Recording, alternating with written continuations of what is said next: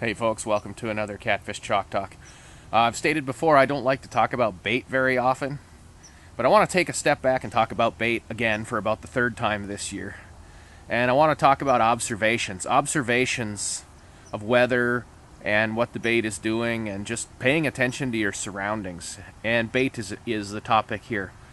Up here in the North Country, our catfish love leopard frogs. It's more of a late season deal, late July when the water's getting hot, when the frogs are starting to make their moves. It can be just a dynamite bait.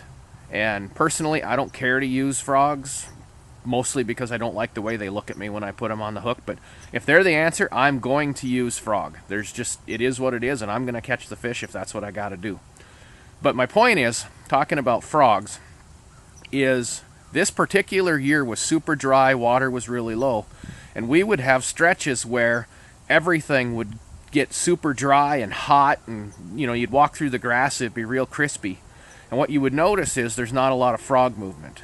And during these drier patches, frogs as bait would not be as effective. In some cases it wouldn't be as effective at all, and in other cases they would only work in the morning because the nighttime was being the cool time, and that's when the frogs were moving into the river, and the fish knew it, so they were going up shallow looking for frogs.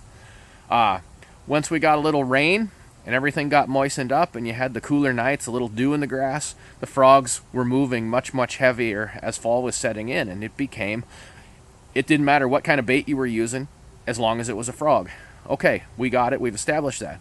But now take another step forward. We got really cool here a couple weeks ago. Cold enough that it was edging freezing, or even getting into freezing in the area in some places, low-lying areas, whatever.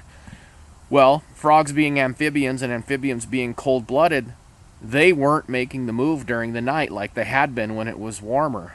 Hence, they weren't the bait of choice, and it literally switches things over from one day to the next. When those frogs aren't making the move, they'll switch back to something different. In our case, they went back to suckers and then eventually tulipies. But my point here is watch your surroundings, watch what's going on. In the case of these frogs, the conditions said frogs aren't moving, hence they're not the bait of choice. Well, one quick environmental change, frogs are moving again.